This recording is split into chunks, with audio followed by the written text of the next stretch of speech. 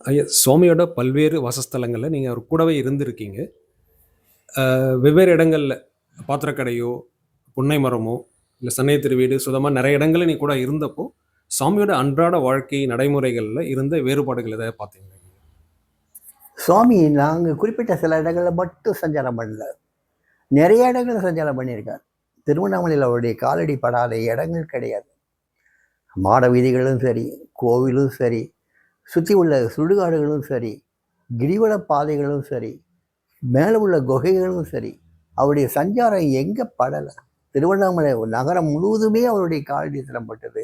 அதனால ஒரு பக்தர் சொன்னாரு, "இந்த ஊர்ல நம்ம நடக்கவே தகுதி கிடையாதுயா. ஏன்னா எப்பேற்பட்ட ஞானி நடந்த இடம்.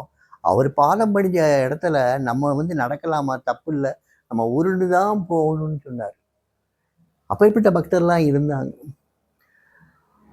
ஸோ சுவாமி இங்க தான் வாழ்ந்தார், இப்படித்தான் வாழ்ந்தாரு, அப்படித்தான் வாழ்ந்தார்ன்னு சொல்லவே முடியாது.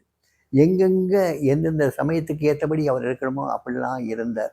எப்படிலாம் அவங்க அப்பா அவரை வச்சிருக்கணும்னு நினைச்சாரோ அப்படிலாம் இருந்தார் அவர். சுவாமிக்கு எந்த விதமான ஒரு சௌகரிய குறைச்சலும் எங்கேயுமே அவருக்கு ஏற்பட்டது இல்லை. ஒரு சமயம் புன்னமடத்தில் இருக்கும்போது கடுமையான மழை, கொட்ட மழை கொட்டுது. ஒதுங்கிறதுக்கு இடம் அங்கே பக்கத்தில் பம்ப் செட்டு ஒரு குடிசை மாதிரி போட்டு வச்சு இந்த பம்ப் செட்டு தான் போட்டுருந்தாங்க. அந்த குடிசைக்குள்ள கிட்டத்தட்ட 10 பேர் ஒண்டி இருந்தோம். சுவாமி இருந்தார். இவங்க பெருமாள், ஜார்ஜ், ஜெகநாதன் இவங்கெல்லாம் வெளியே மழையில் நனைஞ்சிக்கிட்டு சாமி மேலே மழை தண்ணி படாத அளவுக்கு அவங்க கொஞ்சம் வளைஞ்சி எப்படியோ இருந்தாங்க. நாங்கள்லாம் உள்ள சாமியை ஒட்டிட்டு உட்காந்துக்கிட்டு இருந்தோம்.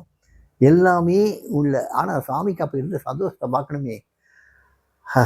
இடிக்கும், படா பட பட பட படன்னு இடிக்கும். சாமி ராமா ராமா ராமான்னு சொல்லி சிரிப்பார். அவ்வளவு நல்லா இருக்கும், அவ்வளோ நல்லா இருக்கும். ஸோ எல்லா இடத்துலையும் சுவாமி ஆனந்தமாக தான் வாழ்ந்திருக்காரு தவிர்த்து வித்தியாசப்படும்படி நம்ம கண்ணில் ஒன்றுமே தெரியாது. எந்த இடம் வந்து அவரை வந்து மாற்றினதே கிடையாது.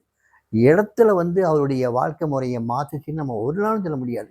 அவருடைய வாழ்க்கை முறை எல்லா இடத்துலையும் ஆனந்தமாக இருந்தது, அற்புதமாக இருந்தது, பொறாமையாக கூட இருந்தது. இந்த மாதிரி கூட வாழ முடியுமா? இந்த ஒரு படிப்பினையாகவே இருந்தது. அதனால சாமிக்கும் இடங்களுக்கு வந்து தகுந்தபடி அவர் வாழலை. அந்த இடங்கள் சாமிக்கு தகுந்தபடி மாறிக்குச்சுன்னே சொல்லலாம்.